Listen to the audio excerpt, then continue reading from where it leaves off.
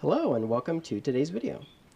So, as you can see, mounted on the back wall of the power supply is what I have dubbed the power controller.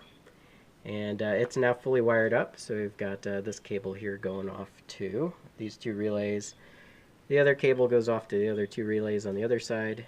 We've got this cable, which is the LEDs. Down there's the power coming in.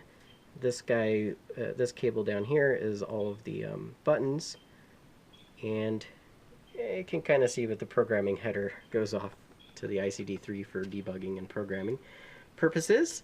So we've got that wired in. It is running, it is working, and it mostly works. We had one little snag, which I'll show you here in a second, because it can't ever work exactly as designed, but so it happens. You do a little development, it doesn't work, and you come up with a new solution. So I'll show you here. All of my switches and LEDs are working.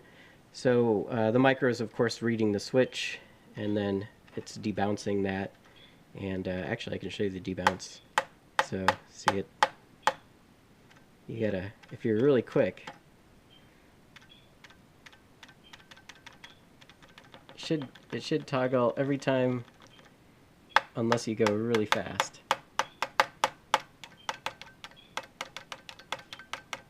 So that works.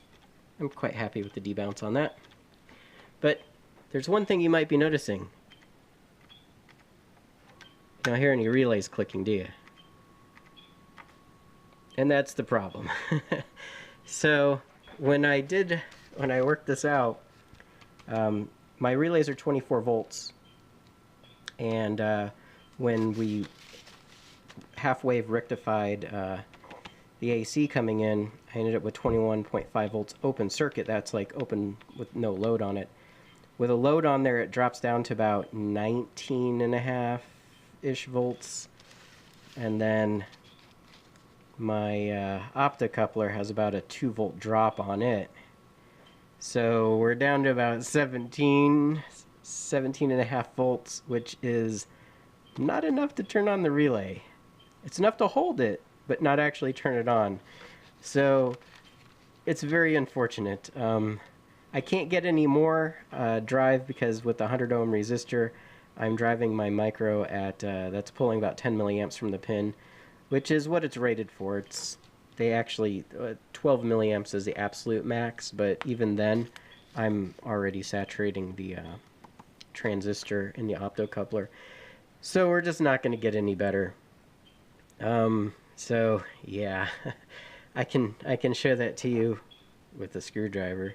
So I'm going to go ahead and turn this guy on, and then if I come over here and short these two pins, you heard the relay click in, and then when I click the button again, you'll hear the relay click out. So not quite enough pull-in voltage. So it's just barely on the hairy edge. So unfortunately, I'm going to have to redo it. I looked in my parts bin and I found these MOSFETs. They're super overkill. They are ST micro B75NF75 MOSFETs. 75 volts, 80 amps. But most importantly, their gate threshold is around 3 volts, and my micro is 3.3 volts. So it will be able to turn these guys on directly, so I don't need a driver or anything. And yeah, hopefully they're okay. I found them, they're in anti-static foam, so they hopefully are good. I'll probably test them since they came from the parts bin.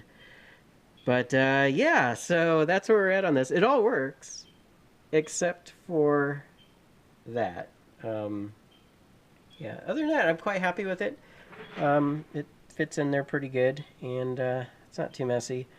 But I'm going to have to pull it out and yeah, replace the optoisolators with some MOSFETs. But hopefully it'll all fit in the same spot. It looks like there's enough, I've got enough room on there to stick them in there. Doesn't look too horribly bad. So we'll just replace all those optocouplers with the MOSFETs, and should be up and running. So anyways, thanks for watching. Bye.